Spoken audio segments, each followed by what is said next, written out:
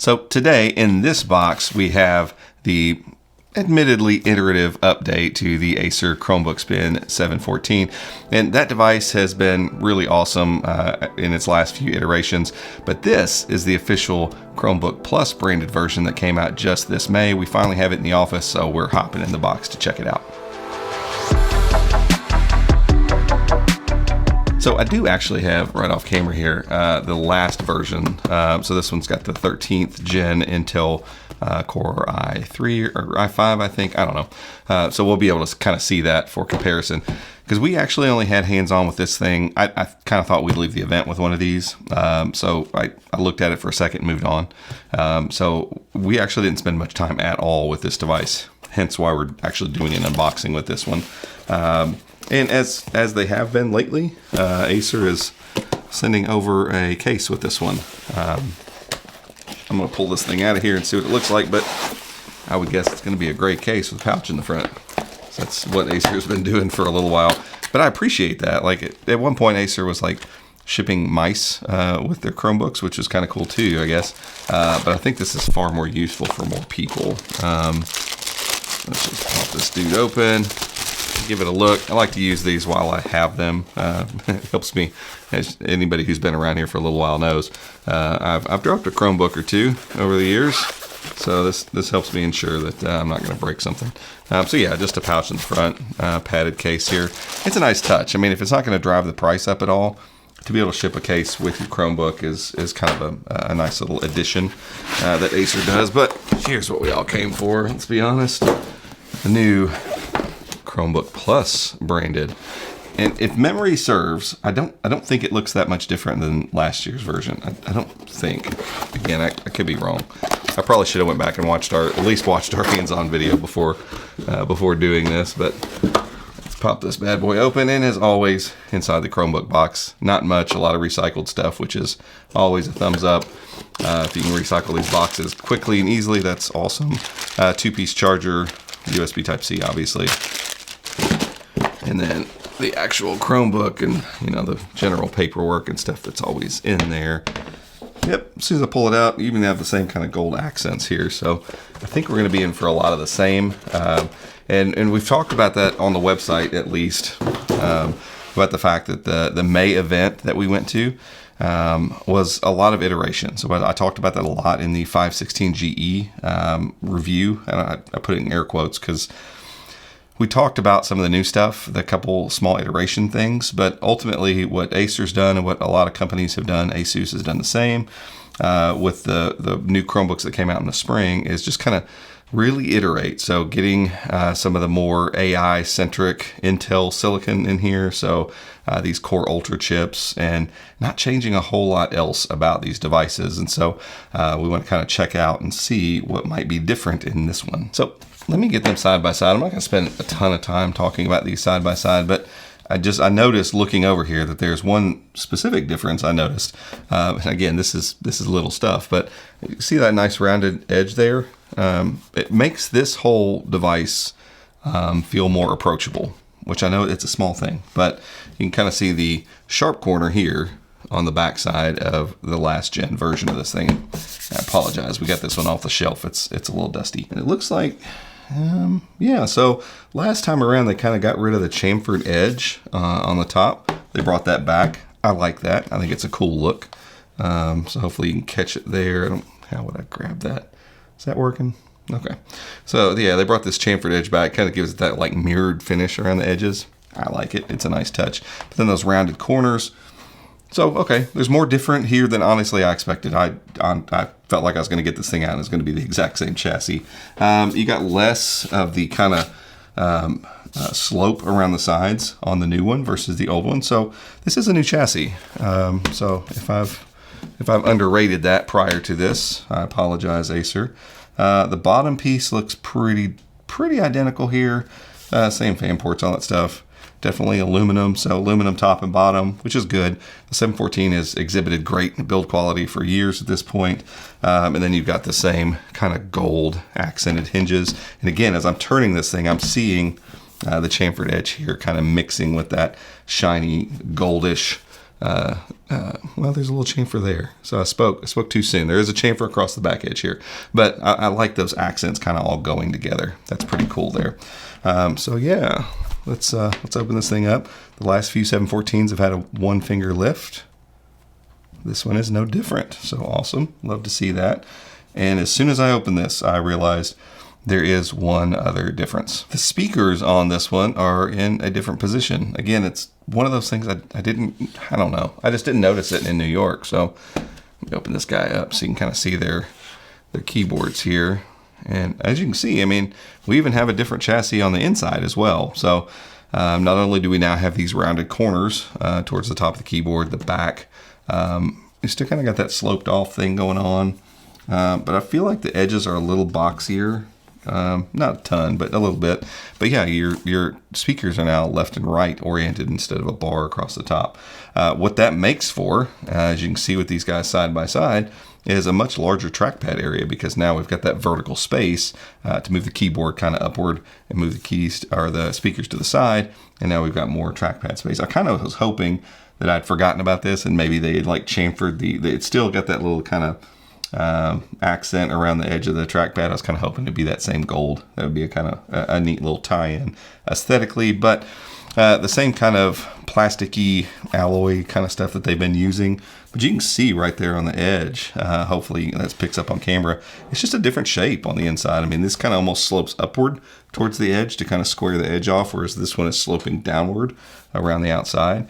And what I noticed immediately picking this thing up is when we convert them, this is something I tend to not like convertibles a lot of times, because they want to slope the bottom and the top of the chassis away from kind of the main part of the Chromebook.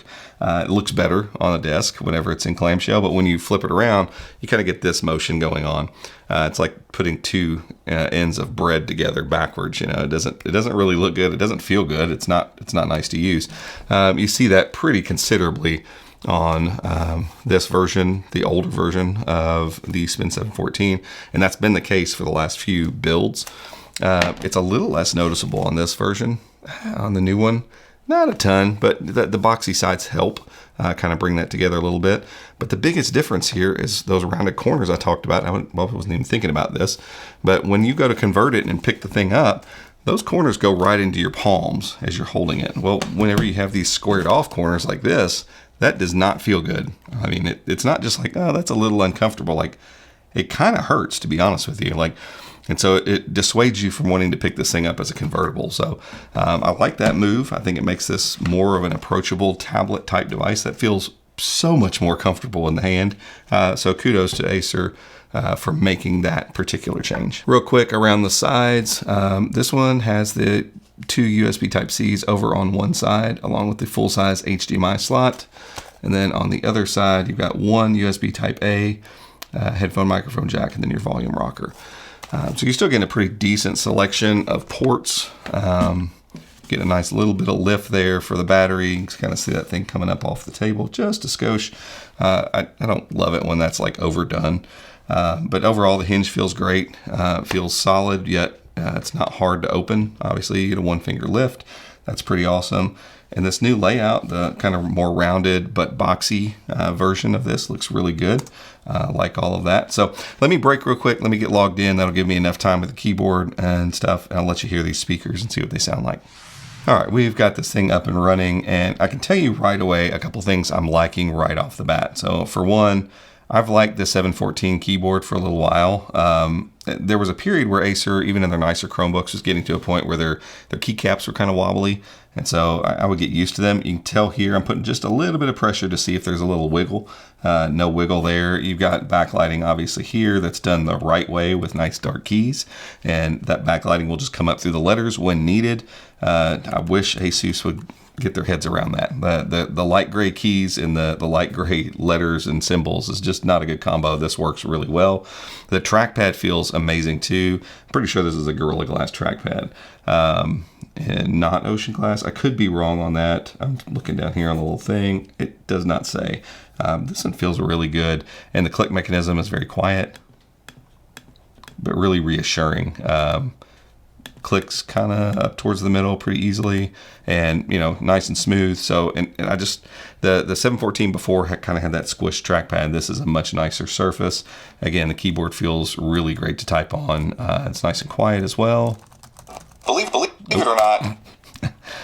How many times am I going to do that before I don't smash on the keys with stuff up? But yeah, the keyboard feels really good. The speakers are great. The trackpad's enlarged. The rounded sides, like all that stuff is really good. So I'm going to pull up this clip of our 516 review here. Let me get to a spot where there's some music, and I can really hear some nice stereo separation here, which is a benefit of having your speakers on the left and right side. But let me give you a listen real quick. These are actually two different Chromebooks. Not the deepest bass I've heard. The top is the original Acer Chromebook 516 GE that I've loved for a couple years, and the one below it is the new Acer Chromebook Plus 516 GE that is about as iterative of an update as you can get. So let's talk about it. But definitely loud. They're not the fullest speakers. Again, I wish that there would just be a level jump, basically, and I guess there kind of has been over the past few years. There's been just a slight, it's looking like a half level jump of speakers. They're not just abysmal and terrible anymore, but I know it can be done in this amount of space. I mean, we've seen the Pixelbook Go and the HP Dragonfly Pro. We know what can be done with this space, and I know it costs a little bit extra. And it's one of those corners. That's an easy corner to cut. And so as long as it works well for calls, video calls, I think you're doing just fine. Speaking of those, the last thing I want to show you here, I believe we get a quad HD camera. Let me pull it up to make sure. The 714s over the last little bit have had just fantastic cameras on them. I'm seeing a 1.9 megapixel resolution. Let me go to 16 by 9. Oh, there we go. Once I went 16 by 9, I got full. So 3.7 megapixel. Yeah, it's a quad HD camera. And yeah, that looks really good, man. That looks really, really good. You get a privacy shutter at the top. I'm going to point it at Joe like I always do. Let it adjust here for a second. Come on, baby. There it goes. And it's dark over there. It really is. It's bringing up the light quite a bit. Then obviously you get your privacy shade here. And it's Chromebook Plus, obviously, so you have some ability to control the camera features and stuff there as well. So all that stuff's there. I'm impressed. To be honest, I think I slept on this Chromebook just a little bit because when we walked by it, I just assumed we'd have it almost immediately. I was kind of enamored with the 516 GE, to be honest. And I was just like, it's another 714. But they've made some changes here to the chassis that I think are really beneficial. I think moving the speakers left and right is a big deal. Rounding these corners off is a way bigger deal than I initially thought until I just opened it up and put it in my hands. And generally keeping all the other good stuff. So we didn't talk about it. It's a 14-inch screen still, 16 by 10, 1080p. It's 1920 by 1200, but 16 by 10, 350 nits. It looks great as always. They've carried that panel through this 14-inch 714 for a little while now. So they've got all this stuff kind of together to make a great Chromebook already, great I/O, all that stuff. They've just kind of continued that and refined some edges here. This is the type of iteration I love to see in high-end Chromebooks, because if you're going to ask somebody to pay $700 for something, you need to be thinking through those kind of things. And so Acer's done a good job with this. We're in the middle of reviewing a couple Chromebooks right now. This one will be next in line. And so I'm excited to start using this thing. It feels really nice. It looks really great on the table. But for this one, that's it. If you enjoyed this video, be sure to give us a thumbs up, head down there, hit that subscribe button, and ring the notification icon as well if you'd like to be alerted when we make future videos just like this one. Until next time, we'll see you.